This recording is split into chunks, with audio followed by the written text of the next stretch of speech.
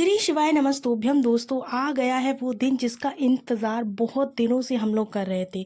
वो दिन कौन सा है? तो आज है सोमवार। सोमवार के दिन अष्टमी तिथि। बहुत ही प्यारा सा संयोग है। सोमवार के दिन अष्टमी तिथि जो कि मुख्य तिथियों में आती है। इस तिथि पर आपको उपाय करना है। बहुत ही प्यारा उपाय है, बहुत ही छोटा सा उपाय है। देखिएगा, सोमवार की अष्टमी जब भी पड़ जाए उस दिन आप जो भी उपाय करते हैं वो उपाय उस दिन ही आपका पूरा होता है। यानी कि जो भी इच्छा, जो भी मनोकामना आप रखते हो वो आपकी उसी दिन पूरी हो जाती है। सोमवार की अष्टमी की ये खास बात है। सोमवार की अष्टमी है, ऊपर से बैसाख का महीना है, तो बहुत ही प्यारा सा उपाय है। इस उपाय को ज़रूर से करिएगा। उपाय किन लोगों को करना है, कैसे करना है, कब करना है, किस समय करना है, क्या क्या सामग्री इसमें लगने वाली है, सारी की सारी बातें हम इसी वीडियो में करने वाले हैं, तो वीडियो में बने रहिएगा। सभी को श्री शिवाय नमस्तोभ्यम, हर हर महादेव। सोमवार की अष्टमी तिथि है, बहुत ही प्यारा सा दिन है। हम सभी को पता है कि ये जो दिन होता है महादेव और माँ पार्वती यानी माता सती के मिलन का दिन है। आज हम सभी को एक दीपक, जो पूज्य गुरुदेव ने अपनी बहुत सारी कथाओं में बताया हुआ है, इस उपाय का जिक्र किया हुआ है कि एक गोल बाती और एक लंबी बाती आपको एक ही दीपक में कैसे लगानी है, इसके बारे में हम बात करने वाले हैं। आपको अलग अलग दीपक लगाने की आवश्यकता नहीं है, एक ही दीपक में आपको दो बातियां लगानी है। किस तरह से लगानी है तो हम वीडियो में बताते रहेंगे। देखिएगा, ये जो दीपक है शिव और पार्वती के मिलन का दीपक होता है। सोमवार की अष्टमी का जो दिन होता है वो माता पार्वती और शिव जी को समर्पित होता है। दीपक के अंदर हमें गोल बाती भी लगानी है और लंबी बाती भी लगानी है। साथ ही साथ आपको बता दें, इस दीपक में हमें एक चावल का इस्तेमाल भी करना है। पूरा प्रोसेस आपको कैसे करना है, पूरा उपाय आपको कैसे करना है, सब कुछ आपको आगे बताते चलेंगे।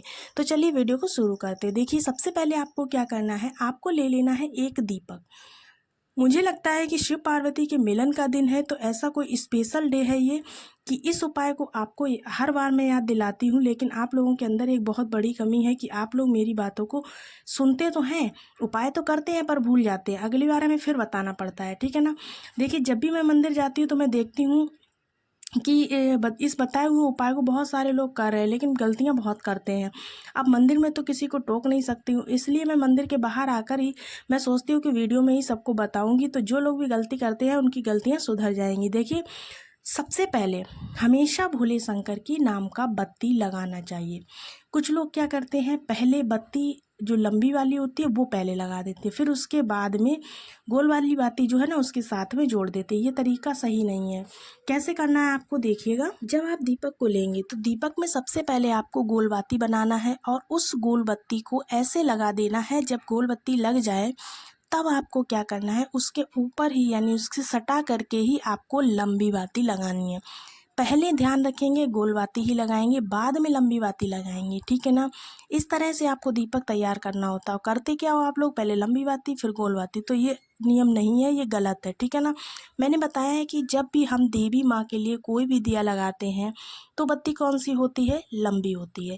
इस बात को तो सभी लोग जानते होंगे, लेकिन फिर भी आप लोग गलती करते हो, ठीक है ना। तो ये गलती आपको नहीं करना है। आपको क्या करना है, पहले गोल बाती लगानी, उसके बाद में उस बाती से सटा करके ही आपको लंबी बाती लगानी है, ठीक है ना। अब आपको इस दीपक में क्या चीज़ डालनी है उसकी बात हम यहाँ पर कर लेते हैं। घी डालना है, तेल डालना है, या फिर तिल का तेल डालना है। देखिएगा, सभी लोगों को पता है कि ये शिव पार्वती मिलन का दीपक है, तो ऐसे में इस दीपक में हमको घी डालना है। क्या डालना है, घी डालना है। घी डालिएगा। घी डालने के बाद आपको क्या करना है, पूरा दीपक आपको घी से भर देना है। भरने के बाद आपको, शिव पार्वती मिलन का दीपक है तो आपको पूरा दीपक घर से ही भर के ले जाना। ऐसा नहीं है मंदिर में जाकर आप घी डालिए, कोई दिक्कत नहीं है, आप घर से भर कर ले जा सकते हो दीपक को, ठीक है ना। ये दीपक आपको कहाँ पर लगाना है, आपके पास दो ऑप्शन है। पहला तो बेलपत्र के पेड़ के नीचे आप लगा सकते हो, दूसरा आप शिवलिंग के पास में लगा सकते हो। अगर आपके घर के आसपास में ये दीपक आपको रात में लगाना, अब अगर आप बेलपत्र के पेड़ के पास में जा सकते हो तो वहाँ पर लगा दीजिए, वरना अपने घर पर शिवलिंग के पास में लगा देना है। घर में अगर बेलपत्री का पेड़ लगा हुआ है तो आप वहाँ पर भी लगा सकते हैं, बहुत ही शुभ माना जाता है, ठीक है ना। आप सभी को दीपक के अंदर क्या डालना है मैंने पहले ही बता दिया है, इसमें घी डालना है, और वह घी होना कौन सा चाहिए, गौ माता का घी होना चाहिए। मैंने आपसे बताया था कि हमें चावल का भी इसमें इस्तेमाल करना है। तो सबसे पहले थोड़ा सा चावल का दाना लेंगे, ज़्यादा नहीं लेना, एक चुटकी ले लीजिए। ऐसा नहीं करना कि एक ही चावल लो, एक चुटकी चावल के दाने को लेना है, दीपक के नीचे रखना है, ठीक है ना। सबसे पहली बात तो ये होगी, दीपक के नीचे आपको चावल के दाने ज़रूर से रखने हैं। अब आपको चावल के दाने के ऊपर दीपक को रख करके जो आपने दोनों बत्तियां डाली हुई हैं, इन बत्तियों को प्रज्वलित करना है। जब आप इन बत्तियों को प्रज्वलित करोगे तो ध्यान रखना है, गोल बत्ती को भोले शंकर के नाम से जलाएंगे, लंबी बाती को माँ सती के नाम से जलाएंगे। जब जलाओगे तो उनसे विनती ज़रूर से कर लेना, प्रार्थना ज़रूर से कर लेना कि हे भोलेनाथ, हे माँ पार्वती, आज हम इस सोमवार की अष्टमी तिथि पर आपका ये मिलन वाला दीपक जला रहे हैं या फिर आपका मिलन करवा रहे हैं। हम नादान हैं, हमसे कोई भी अगर गलती हो जाती है पूजा पाठ करने में तो आप उसको बिल्कुल भी उनकी त्रुटियों को, जो हमारी गलतियां हैं उनको क्षमा करें। इस मिलन को स्वीकार ज़रूर से कर ले। और इतना कहने के बाद में आपको क्या करना है, जो आपने दीपक रखा हुआ है उस दीपक में आपको एक चुटकी चावल के दाने डाल देने, लेकिन ध्यान रखें दीपक जलता हुआ हो तभी आपको चावल के दाने डालने हैं। दोनों बत्तियां आपको प्रज्वलित करनी है, पहले गोल बाती फिर लंबी बाती प्रज्वलित कर लीजिए। अपने परिवार का गोत्र का नाम बोलते हुए अगर आप ऐसा करते हैं तो आपके जीवन में किसी भी प्रकार की कोई भी समस्या कभी नहीं आने वाली है। सोमवार की अष्टमी तिथि का ये उपाय ज़रूर से कीजिएगा। बढ़ते हैं आज सोमवार की अष्टमी तिथि के दूसरे उपाय की तरफ। दूसरा जो उपाय है वो किस किस को करना है, कैसे कैसे करना है, देखिएगा। सबसे पहले आपको क्या लेना है, आपको लेना है एक बेलपत्र, ठीक है ना। उपाय किसके लिए कर रहे हैं हम, आज का ये उपाय जो है हम करने वाले हैं रोगों से मुक्ति यानी कि बीमारी से मुक्ति के लिए। मैं अपने हर वीडियो में दूसरा उपाय अधिकतर बीमारी वाला ही बताती हूँ, जिससे कि बीमारियों से छुटकारा मिल सके। कोई ना कोई उपाय तो आप कर ही लोगे, मुझे पता है, इसीलिए मैं हर वीडियो में आपको बीमारी से संबंधित एक उपाय ज़रूर से बताती हूँ।